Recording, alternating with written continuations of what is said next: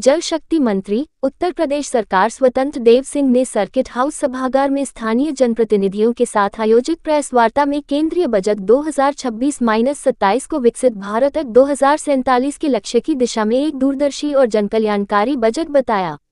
उन्होंने कहा कि यह बजट प्रधानमंत्री नरेंद्र मोदी के नेतृत्व में देश को आत्मनिर्भर, सशक्त और समावेशी विकास की ओर तेजी से आगे ले जाने वाला है।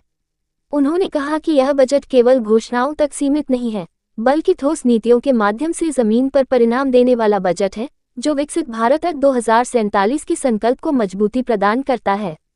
स्वतंत्र देव सिंह ने बताया कि बजट में ग्रामीण भारत के उत्थान को विशेष प्राथमिकता दी गई है।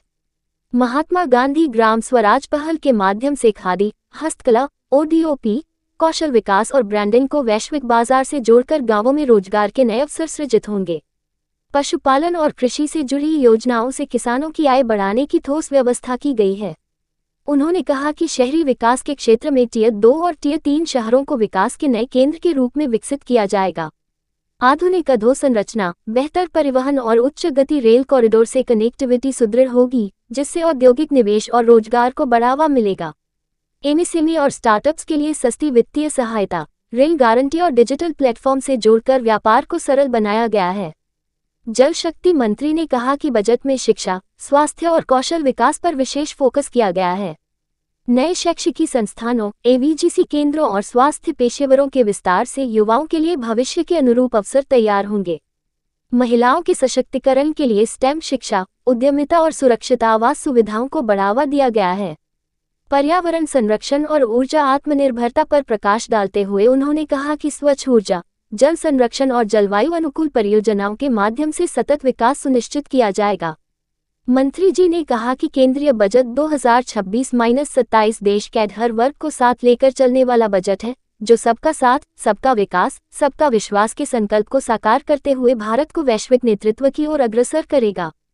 सरकार ने कैंसर उपचार में प्रयुक्त 17 जीवन रक्षक दवाओं को कस्टम ड्यूटी से मुक्त कर आमजन को बड़ी राहत दी है, जिससे इलाज अधिक सस्ता और सुलभ होगा। अब नीचे करो, नीचे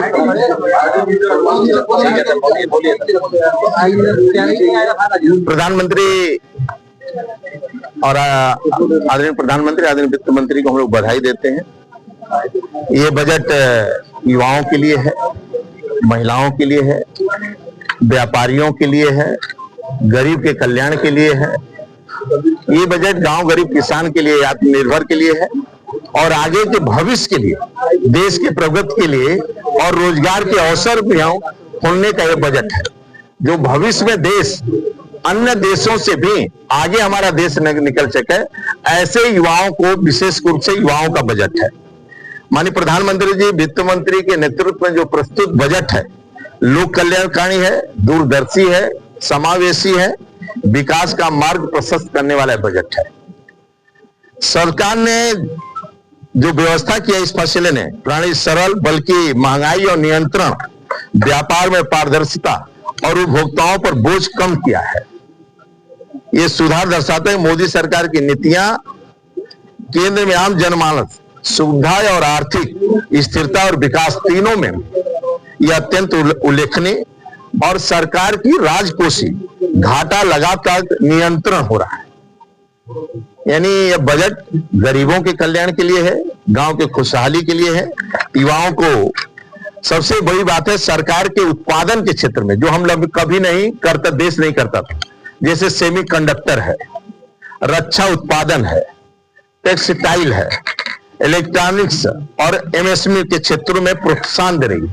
आने वाला समय में जो 20 लाख नौजवानों को रोजगार देने का गारंटी है, यानी वो वाला शिक्षा करेगा, शिक्षा आधारित रहेगा, जो ये सबों को तकनीकी से चला सके और वो नौजवान उन्हें दुनिया को दिशा देंगे, जो चाइना होना पहले कर चुका है। यानी हमारे देश को भी पहले कर चुना चाहिए था, आज आदरणीय मोदी जी उसको लेकर आए। यानी ये आने वाला भविष्य में युवा पूरी दुनिया को देखें, 2047 का मेरा सपना है, वो सपना ये युवा साकार करेंगे और वैश्विक सप्लाई चेन को मजबूती का हिस्सा भी रहेगा। सेमीकंडक्टर 2 मिशन शुरू कर दिए हैं, लगभग 40,000 करोड़ का बजट मेरा है, प्रावधान है। रेयर अर्थ कॉरिडोर यानी निर्माण उड़ीसा, आंध्र प्रदेश में, तमिलनाडु में, केरल में मौजूदा जो मेरे पास ताकत है, जो आर्थिक स्रोत था, आज उसके लिए आदरणीय मोदी जी ने पहली बार शुरू किया है, जो वहां के सिस्टम को हम लोग खड़ा कर सकें और दुनिया के भरोसे और नई तकनीकी बल गए इन तत्वों का हम इस्तेमाल कर सकें। मोदी सरकार जी ने यानी एक तरह का कहा जाए जो साइंस है, टेक्नोलॉजी है और इंजीनियरिंग है से मैथ्स, इस शिक्षा पर विशेष फोकस और शैक्षणिक सुधार नहीं है, बल्कि भारत को नॉलेज इकोनॉमी बनाने की दिशा में एक बड़ा रणनीति का कदम है ये। तो हाल के वर्षों में सरकार ने नई क्षेत्रों में कई महत्वपूर्ण पहल की, जिनका उद्देश्य भारत के भविष्य के लिए, युवाओं के लिए रोजगार, नौकरी का अवसर हो।